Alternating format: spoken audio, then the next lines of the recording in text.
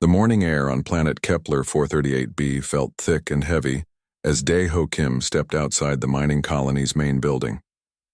He carried his usual equipment bag filled with sample containers and scanning devices. As the colony's xenobiologist, he spent most days studying the strange plants and small creatures that lived on this distant world. The mining outpost was small and quiet. Only 23 humans lived here, working to extract valuable minerals from the planet's rocky surface. Dae-ho had been here for 8 months now, and most days were the same. He would collect samples, run tests, and send reports back to Earth. It was peaceful work, but sometimes very lonely. Today felt different, though. As Dae-ho walked toward the forest edge where he usually worked, he heard strange sounds coming from beyond the safety fence. The sounds were deep and painful, like an animal in great distress. His training told him to stay inside the safe zone, but his curiosity was too strong. The colony's safety rules were clear. No one should go beyond the fence alone. The planet had many unknown dangers, and they knew very little about the larger animals that lived in the deep forests.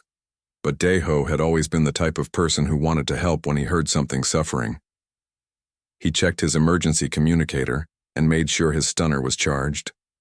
Then he carefully opened the gate in the fence and stepped into the wild forest beyond. The sounds grew louder as he moved deeper into the trees.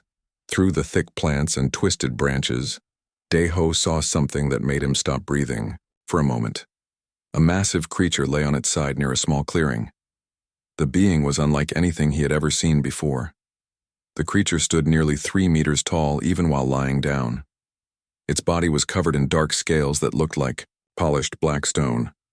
6 powerful limbs ended in claws that could easily tear through metal. Its head was long and narrow, with rows of sharp teeth visible in its slightly open mouth. This was clearly a predator, built for hunting and killing. But the creature was badly hurt.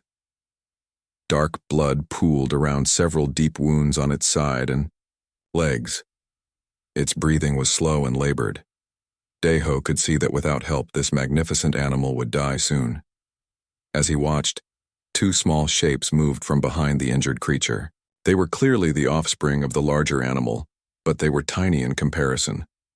Each was about the size of a house cat, with the same dark scales and basic body shape as their parent. Their eyes were wide with fear and confusion. The adult creature noticed Dae-ho approaching and tried to lift its massive head. For a moment, Dae-ho thought it might attack despite its injuries. Every instinct told him to run. This was exactly the kind of dangerous situation the colony rules were meant to prevent. But something strange happened.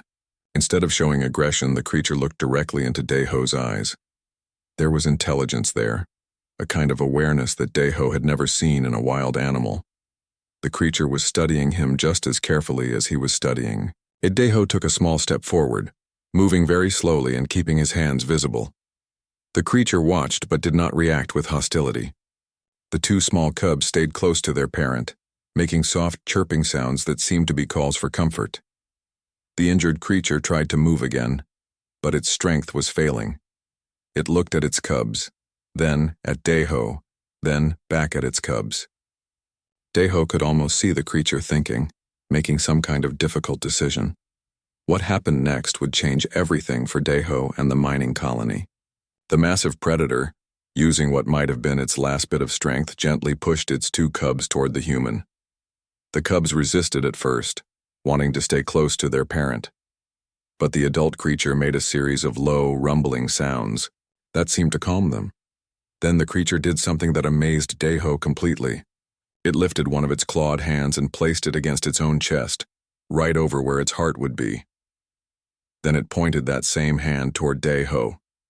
The meaning was clear even across the barriers of different species. This was a gesture of trust. The 2 cubs, encouraged by their parents' actions, took hesitant steps toward Dae-ho. They were beautiful creatures, with large eyes that showed both intelligence and vulnerability. Their scales shimmered in the filtered sunlight that came through the forest canopy. Dae-ho knelt down slowly, making himself less threatening. He extended one hand toward the cubs, palm open and empty. One of them, slightly larger than the other, approached and sniffed carefully at his fingers. The other hung back, still afraid but clearly curious. The adult creature watched this interaction with what looked like satisfaction. Then its eyes began to close, and its breathing became even more labored. It was dying, and somehow it had chosen to trust its most precious possessions to a complete stranger from another world. Deho made a decision that would have shocked his colleagues and terrified his supervisors. He carefully gathered both cubs in his arms. They were heavier than they looked, with dense muscle beneath their scaled skin. They smelled like the forest, earthy and wild, but they did not struggle against him.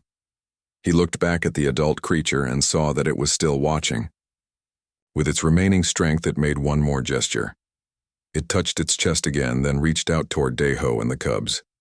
The message was clear. Take care of them. Deho nodded solemnly, understanding the weight of what was being asked of him. He was now responsible for two alien beings whose needs he did not understand, whose diet he did not know, and whose future was completely uncertain. As he carried the cubs back toward the colony, Deho heard the adult creature make one last sound. It was deep and mournful, but somehow peaceful. By the time he reached the safety fence, the forest had grown quiet again. The cubs in his arms had stopped trembling and seemed to be studying their new surroundings with intelligent curiosity. Deho realized that his quiet life as a colonial scientist had just become much more complicated. He had no idea how right he was, or how much these two small creatures would change everything he thought he knew about life in the galaxy. 2 weeks had passed since Deho brought the cubs back to the mining colony.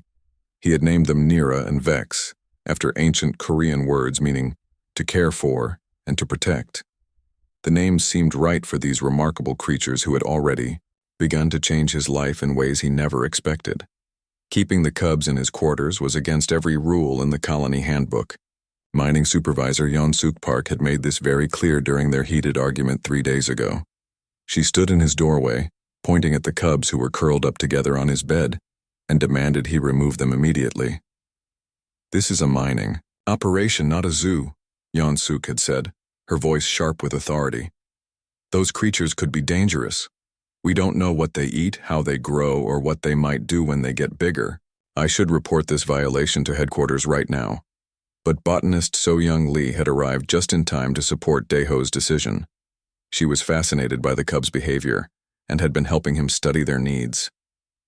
"Look at them," she had said softly, watching as the cubs played with a simple puzzle toy Deho had made. "They're not just surviving. They're learning and growing in ways we've never seen before." The cubs were indeed remarkable. In just 2 weeks, they had shown intelligence that surprised everyone who met them.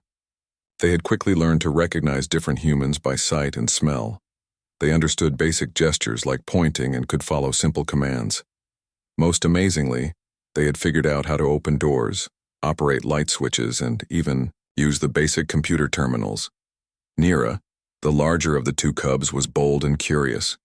She was always the first to investigate new objects or situations.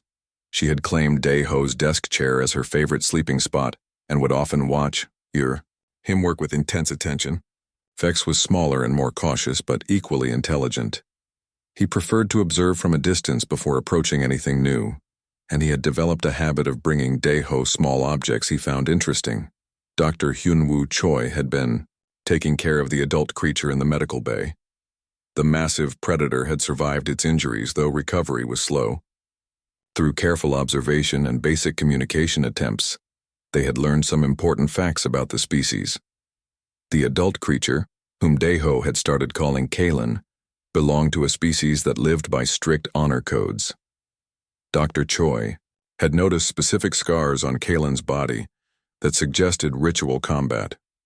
Through simple drawings and gestures, they learned that Kalen had lost his territory to a younger rival and had been seeking a new hunting ground when he was injured. But the most interesting discovery was how Kalen reacted when he saw his cubs. The first time Dr. Choi brought the cubs to visit their parent, everyone expected a joyful reunion. Instead, Kalen seemed shocked and confused by their behavior. The cubs ran to their parent with obvious affection, but they also showed behaviors that were clearly new. They brought Kalen small gifts: a shiny stone Vex had found, a flower Nira had picked. They tried to share food with him, offering him pieces of the nutrition bars Deho had been feeding them. Most strangely, when Kalen made the deep rumbling sounds that seemed to be his species' form of communication, the cubs responded not just with similar sounds, but with gestures they had learned from watching humans. Feeding the cubs had been Deho's biggest challenge. At first, he had tried standard nutrition supplements used for earth animals. The cubs would sniff the food politely but refuse to eat it. They grew weaker each day, and Deho began to panic. It was Vex who solved the problem. The smaller cub had wandered outside during one of their supervised walks and had begun digging in the dirt near some local plants. He emerged with something that looked like a gray root, which he immediately began to eat with obvious pleasure. Deho quickly realized that the cubs needed specific minerals that were common in the local ecosystem, but missing from Earth-based foods. This discovery led to his first hunting expedition to provide for his unusual charges. Engineer Taemin Jang had been terrified of the cubs at first. He would cross to the other side of corridors to avoid them and complained constantly about their presence in the colony. But everything changed when the cubs helped him solve a critical maintenance problem. A crucial power coupling had failed in a narrow access tunnel that was too small for any human to reach. The colony was facing a complete power shutdown within hours. Taemin was preparing to dismantle an entire wall when Nira approached him with obvious interest in his tools. Through gestures and simple communication, Deho convinced Taemin to let Nira try to help. The cub's natural flexibility and smaller size allowed her to reach the broken coupling.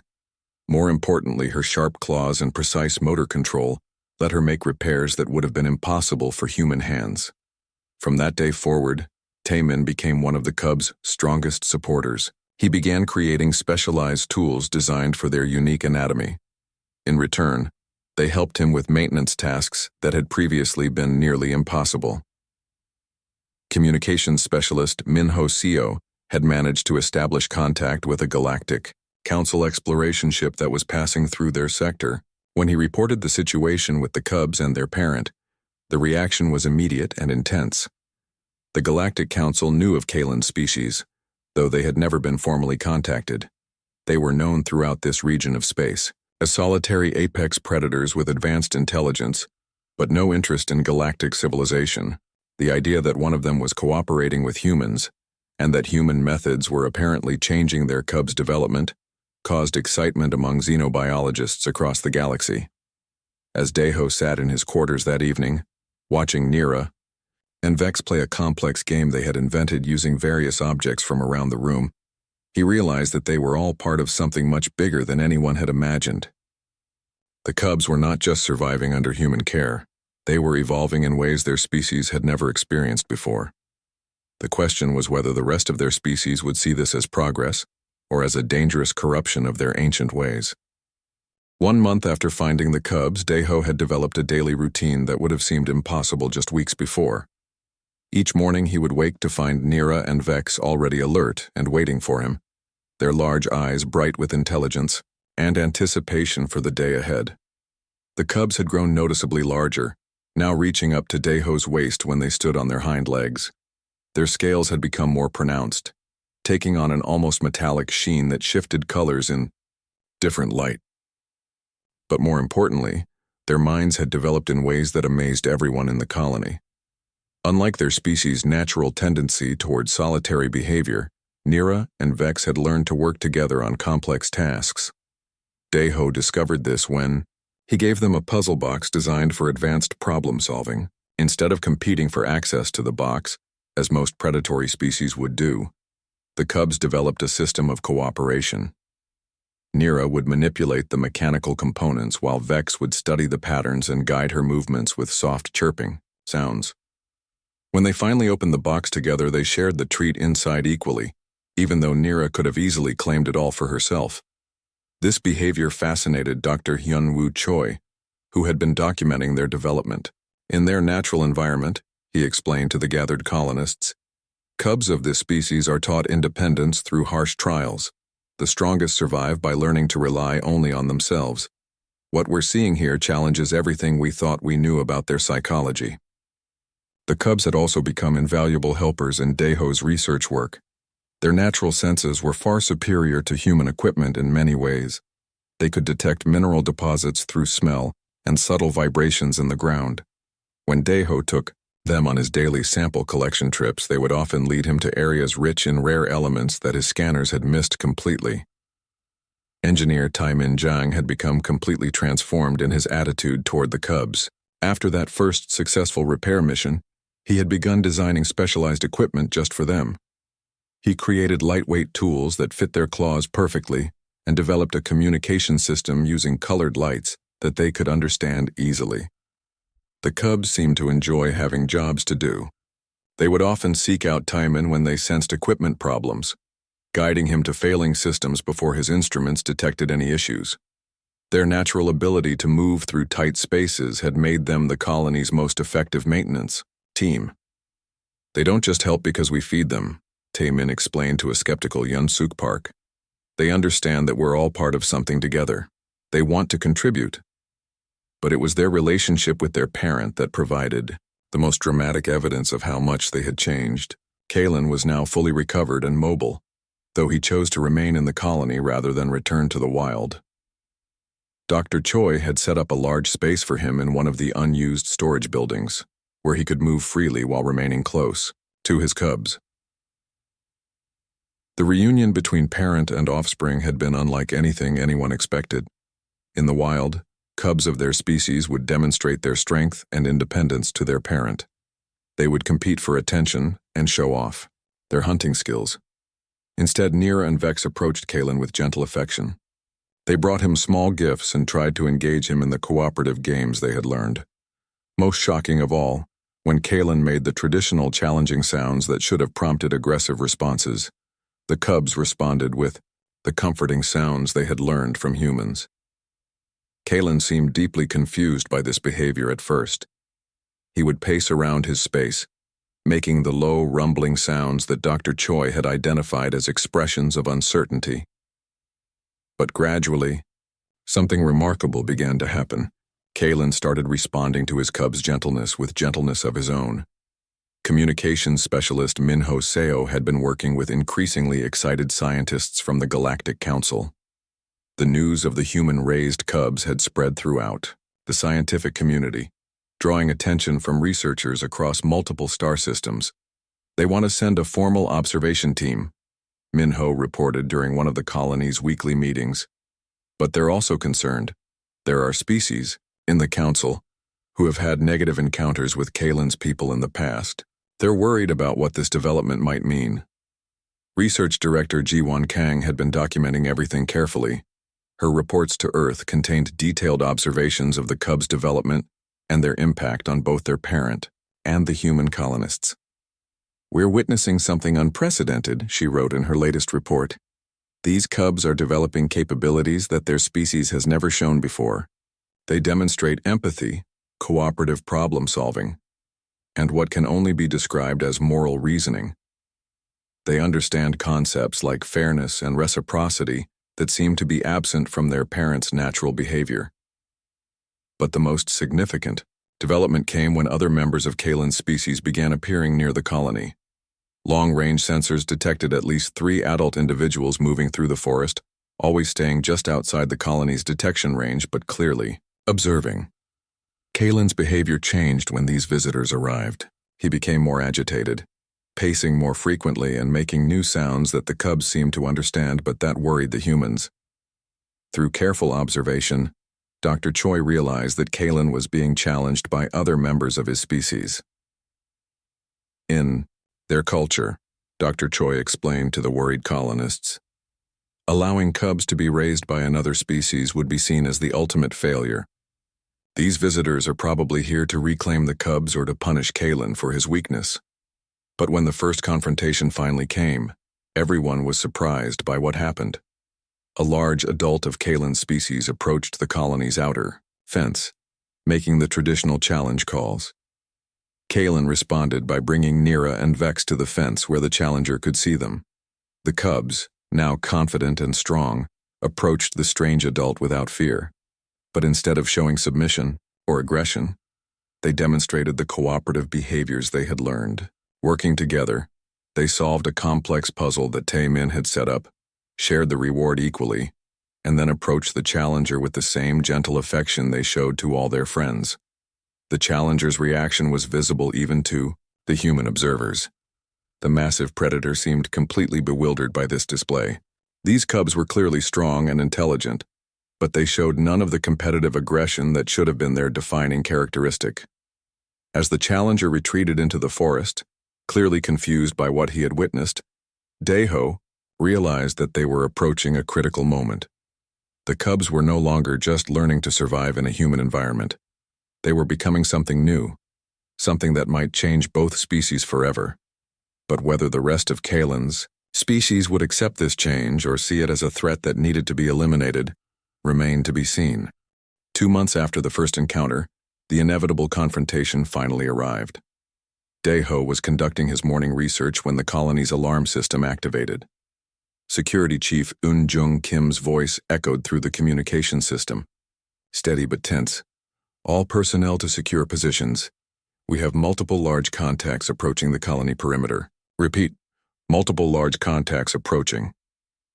Through the reinforced windows of the main building, Daeho could see them.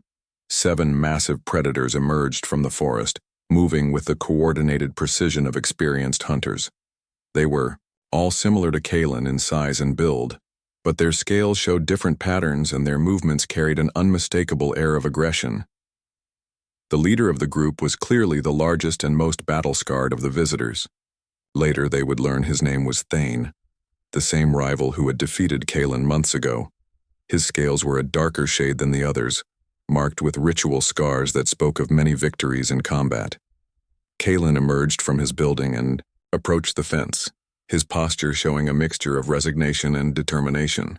The cubs, Nira and Vex, stayed close behind him, but their behavior was different from what anyone expected. Instead of cowering in fear, they seemed curious about these new members of their species. Thane made a series of deep rumbling sounds that needed no translation. Even the humans could understand the challenge and dominance display. He was here to claim Kalen's cubs as trophies of his previous victory, as was traditional in their culture. But when Thane saw Nira and Vex clearly for the first time, his aggressive display faltered. The cubs were magnificent specimens, larger and more robust than typical cubs their age. Their scales gleamed with health and their movements showed confidence and intelligence that impressed even this hardened warrior. More confusing to Thane was the cubs' reaction to him. Instead of showing the proper submission or fear, they approached the fence with obvious curiosity. Vex even made a friendly chirping sound, the same greeting he used for new humans. Dr. Hyunwoo Choi, who had been studying their language patterns, stepped forward to translate as best he could. Through Kalen's guidance, they managed to establish basic communication with the hunting pack. The situation became clear quickly. Thane claimed that Kalen's defeat meant all his possessions, including his cubs, belonged to the victor. But the cubs' obvious health and advanced development confused the traditional narrative. In their culture, cubs raised in defeat should be weak and broken, not thriving. Security Chief Eun-jung Kim had prepared the colony's defensive systems, but the weapons designed for deterring wild animals would be useless against these intelligent and organized hunters. She approached Daeho with a grim expression. "Our barriers won't hold them if they decide to attack," she said quietly. "We need a different solution." It was Daeho who proposed the unprecedented answer. Speaking through Dr. Choi's translation efforts, he suggested something that had never been tried in the species' long history. Instead of settling the dispute through combat, why not test which method of raising cubs produced better results? The idea was so foreign to the hunting pack that they spent nearly an hour in heated discussion among themselves. The concept of measuring strength through anything other than physical dominance was almost incomprehensible to them. But Thane was a practical leader, and he could see that these human-raised cubs were exceptional. His own cubs, brought from the forest and now visible at the edge of the clearing, were strong and fierce but clearly smaller and less developed than Nira and Vex.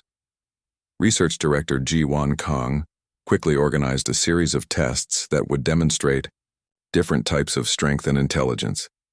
The challenges would include traditional measures like hunting and physical prowess, but also problem-solving, adaptation, and survival skills. The first test was basic problem-solving. Each pair of cubs was presented with a complex puzzle box containing food. The traditional cubs approached the challenge with individual aggression, each trying to claim the entire prize. They were strong and determined, but their competitive nature made them inefficient. Nira and Vex, working together, solved their puzzle in half the time. They communicated through the chirping sounds they had developed, coordinated their efforts, and shared the reward equally when successful. The second test involved navigation through an obstacle course. Again, the traditional cubs showed impressive individual abilities, but they wasted energy competing with each other. Nira and Vex moved through the course as a team, helping each other over difficult obstacles and reaching the end together. But it was the third test that truly shocked the hunting pack. The challenge was designed to test adaptability and learning. Each pair of cubs was introduced to unfamiliar human tools and asked to accomplish a specific task. The traditional cubs approached the tools with suspicion and aggression, treating them as potential threats. They managed to complete the task through brute force, but their solution was inefficient and destructive. Nira and Vex immediately began experimenting with the tools, showing no fear of the unfamiliar objects. They quickly figured out the proper use for each item and completed the task with elegant efficiency. More impressively, they then began combining the tools in creative ways, accomplishing additional tasks that had not been requested. Engineer Taemin Jung watched with pride as the cubs demonstrated skills they had learned from months of helping with colony maintenance. They understood leverage, precision, and cooperative effort in ways that seemed impossible for such young creatures. Medical Officer Subin Han had been conducting neurological scans of both groups of cubs throughout the testing. Her results provided scientific backing for what everyone could observe. The human-raised cubs showed significantly more developed neural pathways, particularly in areas associated with problem-solving, communication, and social cooperation. Their brains have literally developed differently, she explained to the gathered crowd of humans and aliens. The nurturing environment and cooperative learning have created new neural connections that don't exist in traditionally raised cubs. But the most significant moment came during the final test. A deliberately dangerous situation was created, where one cub from each pair would be placed in apparent peril, while their companion had the opportunity to either help or claim an advantage. The traditional cubs, following their natural instincts, attempted to use their companion's weakness to their own advantage. This was proper behavior in their culture, showing strength and survival instinct. Nira and Vex reacted differently. When Vex appeared to be trapped and helpless, Nira immediately abandoned her own advantageous position to help him. Together, they not only escaped the trap but found a way to help the traditional cubs as well, showing mercy to their competitors. This final display of cooperation and empathy created a profound silence among the hunting pack. They had never seen behavior like this from their own species. The cubs were clearly strong and capable, but they chose to help rather than dominate. Thane approached the fence and studied Nira and Vex for a long time. Then he made a sound that Dr. Choi identified as a request for private communication with Helan. The two adults moved away from the group and engaged in an extended conversation that none of the humans could follow. When they returned, both creatures seemed changed by their discussion. Through careful translation, the humans learned that Thane had made an unprecedented decision.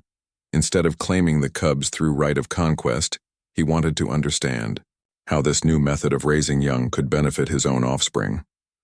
The hunting pack would remain near the colony, not as enemies but as observers. They wanted to learn whether human methods could be adapted to their own culture, whether strength and cooperation could coexist in ways their species had never imagined. As the sun set over the colony that day, Daeho watched Nira and Vex playing with the traditional cubs under the careful supervision of their respective parents. For the first time, members of two completely different species were learning from each other as equals.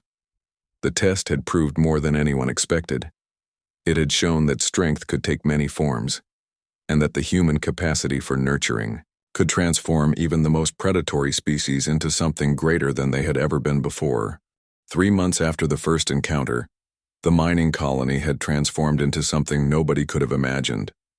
What began as a simple extraction operation had become the center of the most important interspecies research project in Galactic history. Representatives from the Galactic Council had arrived 2 weeks ago, setting up a temporary research station just outside the colony's original boundaries. The team included xenobiologists, psychologists, and cultural specialists from 12 different species, all eager to observe the unprecedented cooperation between humans and the predator species now known officially as the Vorthak. Dr. Yuki Tanaka, the Council's lead xenobiologist, had been particularly interested in the ongoing experiments. The formal tests between human-raised and traditionally raised Vorthak cubs had expanded into a comprehensive study that was reshaping their understanding of both species. What we're documenting here, Dr. Tanaka explained to the assembled researchers, challenges our fundamental assumptions about genetic versus environmental influences on intelligence and behavior. These cubs aren't just learning human behaviors, they're developing new cognitive capabilities. The expanded testing facility now housed 8 Vorthak cubs. 4 had been raised by Thane's pack using traditional methods, while 4 others were being raised by various human colonists under Daeho's guidance. The differences between the two groups had become more pronounced with each passing day. The traditionally raised cubs remained strong and fierce individual hunters. They excelled in tests of raw physical ability, aggressive competition, and solitary survival skills. Their instincts were sharp, their reflexes excellent, and their capacity for violence impressive even at their young age. But the human-raised cubs had developed capabilities that their species had never possessed before. Medical officer Subin Han's neurological studies showed dramatic differences in brain development.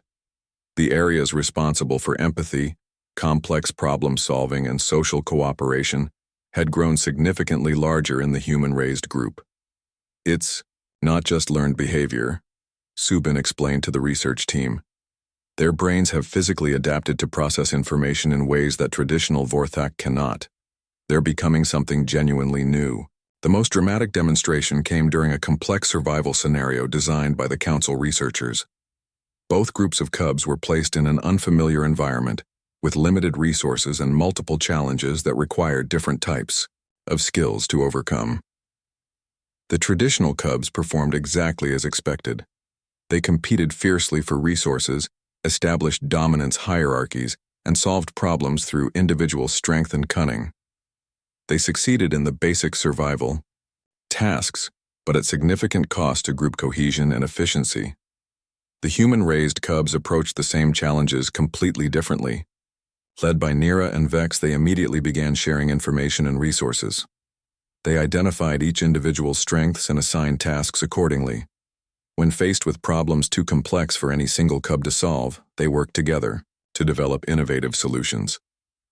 But the most shocking moment came when the traditional cubs faced a crisis that threatened the life of their weakest member. Following their cultural programming, the stronger cubs abandoned the struggling individual to preserve their own advantages. Without hesitation, the human-raised cubs intervened. They rescued the endangered traditional cub and shared their own resources to ensure his survival. This act of mercy toward competitors violated every principle of traditional Vorthak culture. Thane and the other adult Vorthak were deeply disturbed by this display. In their experience, such behavior was not just unusual, it was incomprehensible. Helping competitors violated the fundamental laws that had governed their species for thousands of years, but they could not deny the results. The human-raised cubs consistently outperformed their traditional counterparts in every test that required complex thinking, adaptation, or cooperation.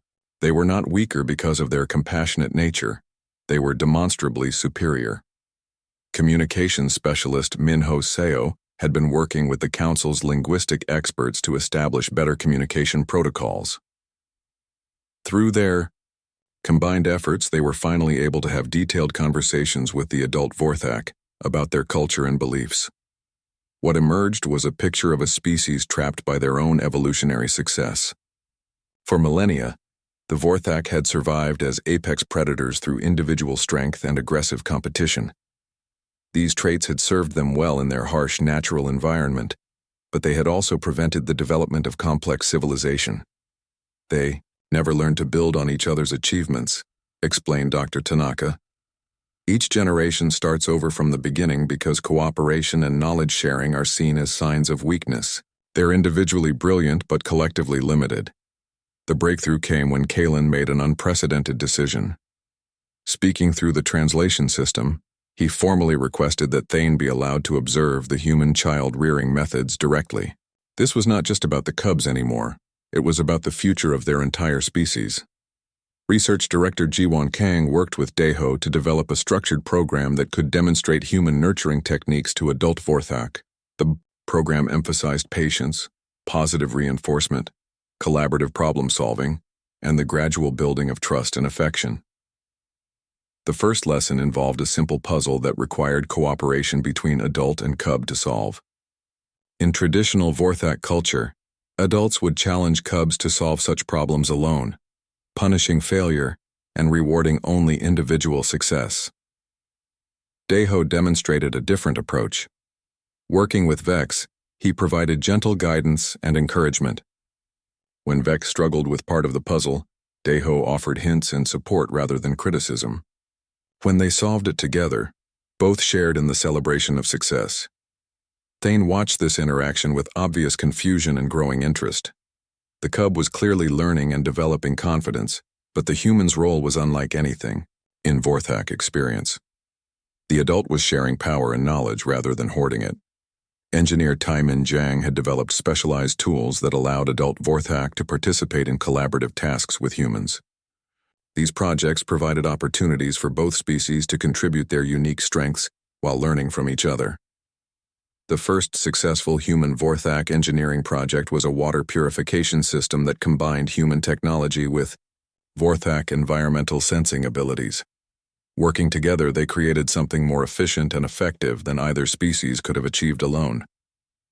But the most profound change came in the relationship between Kalen and his cubs.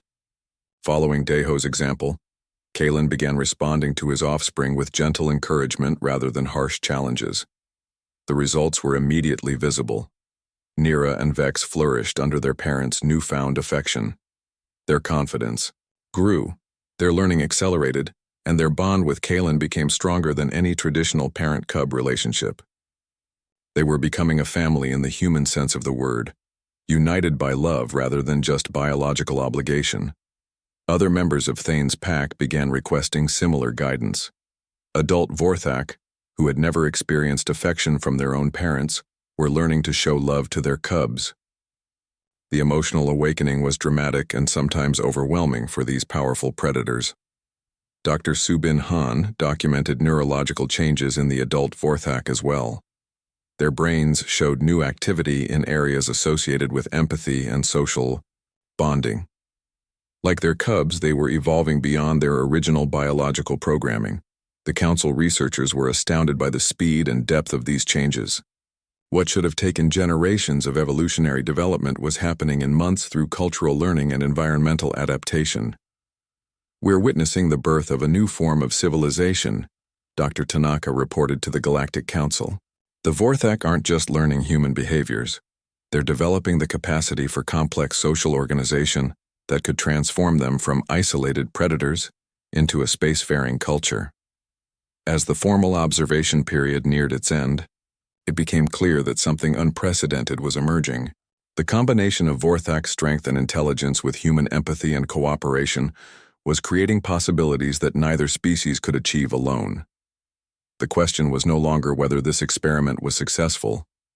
The question was whether the galaxy was ready for a new species that combined the best traits of both humanity and one of the most formidable predators in known space. 6 months after that first encounter in the forest, the mining colony bore no resemblance to its original purpose. Where once there had been simple extraction equipment and temporary shelters, now stood the first official human Vorthak cultural exchange center, recognized by both Earth government and the Galactic Council as a groundbreaking achievement in interspecies cooperation. Daeho stood on the observation deck of the new facility, watching as groups of young humans and Vorthak worked together on their daily lessons. The sight still amazed him, even after months of gradual progress. Children from both species played together, learned together, and had formed friendships that transcended every biological and cultural barrier that should have separated them. Nira and Vex, now nearly full-grown but still considered adolescents, by Vorthak standards, had become the unofficial ambassadors of the new society. They moved easily between the human and Vorthak communities, translating not just language but cultural concepts that had never been shared between species before. The formal announcement had come just yesterday from Kalen, speaking to the assembled representatives of both species, in what the xenobiologists were calling the most significant cultural evolution in recorded history. Kalen had proposed the establishment of a permanent alliance between humans and Vorthak. The proposal was revolutionary. Instead of the traditional Vorthak structure based on individual strength and territorial conquest, Kalen suggested a new model based on mutual cooperation and shared advancement. The cubs raised under human guidance would become the first generation of a hybrid culture that combined the best aspects of both civilizations. Thane, the former rival who had arrived months ago as a potential enemy, stood beside Kalen as an equal partner in this historic announcement. The transformation of this proud warrior from aggressor to ally represented the broader changes occurring throughout Vorthak society. The strength we thought we knew was only the beginning, Thane had declared through the translation system. These humans have shown us that true power comes not from standing alone, but from standing together. Dr. Hyun-Woo Choi had documented the neurological changes in both species over the past months. The results were extraordinary. Not only had the Vorthak developed new cognitive abilities through exposure to human nurturing and cooperation, but the humans involved in the project had also shown enhanced development in areas related to spatial reasoning, environmental awareness, and strategic thinking. It's truly symbiotic evolution, Dr. Choi explained to the visiting research teams. Both species are becoming more than they were individually through their close cooperation. We're seeing the emergence of capabilities that neither humans nor Yue, Vorthak, possessed alone. The success of the program had attracted attention from across the galaxy. 7 different species had sent diplomatic missions to observe the human-Vorthak cooperation model. 3 others had formally requested similar cultural exchange programs with their own young populations. Communication specialist Minho Seo had been promoted to Director of Interspecies Relations, coordinating the complex diplomatic efforts required to manage this unprecedented situation. The mining colony's simple communication array had been replaced with a sophisticated network capable of managing real-time translation between dozens of alien languages. We've moved beyond first contact, Minho reported to the Galactic Council's Oversight Committee. What we have here is the first successful long-term integration of 2 completely different sapient species.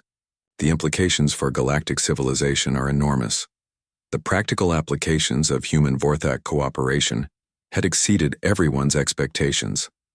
Engineering teams combining human technology with Vorthak environmental instincts had developed new mining techniques that were both more efficient and less environmentally damaging. Medical collaborations had led to breakthrough treatments that worked for multiple species.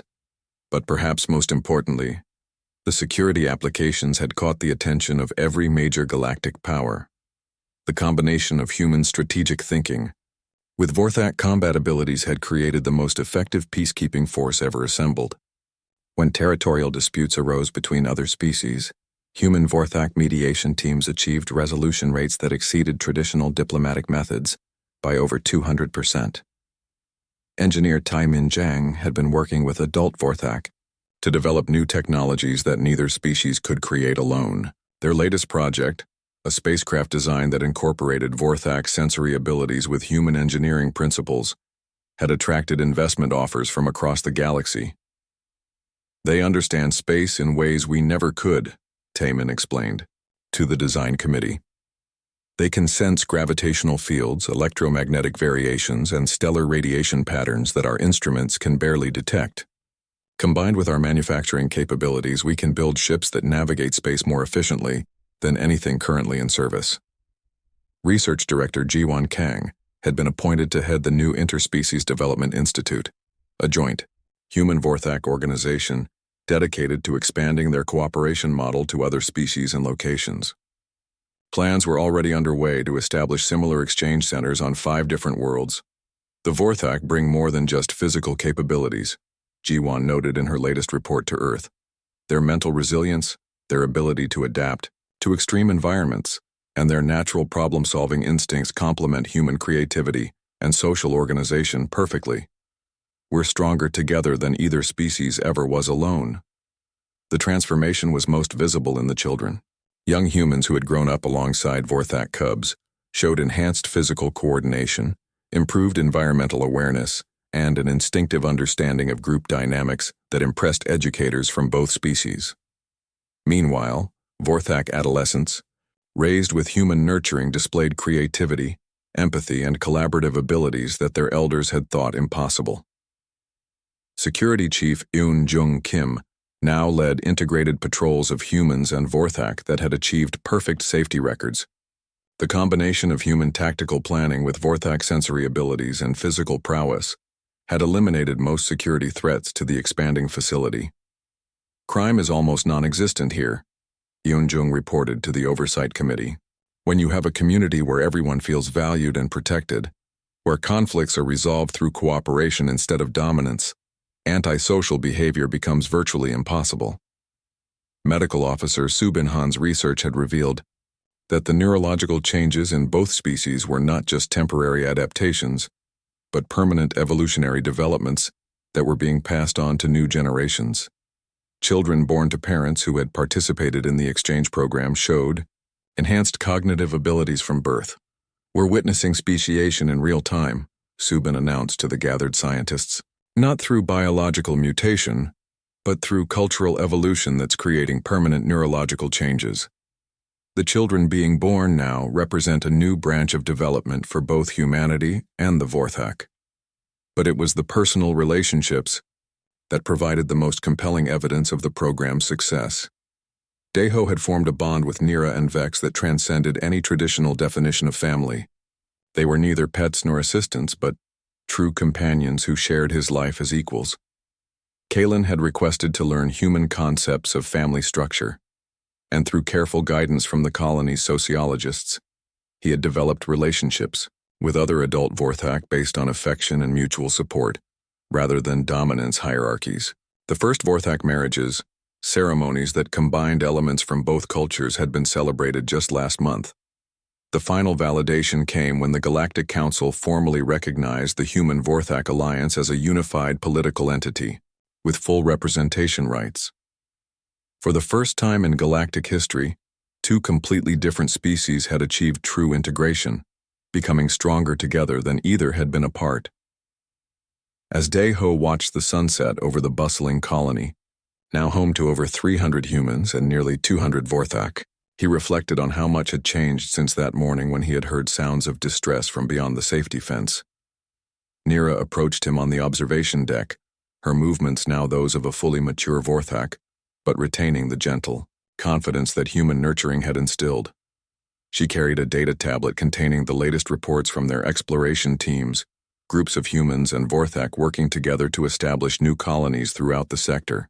The first deep space mission launches next week, she communicated through the sophisticated translation system that had become second nature to all residents. 12 crews, each containing both humans and Vorthak, heading to systems that neither species could safely explore alone. Vex joined them, carrying his own reports from the agricultural development teams. Under Vorthak guidance, human farmers had learned to work with alien ecosystems instead of against them, producing food yields that supported the growing population, while actually improving environmental conditions.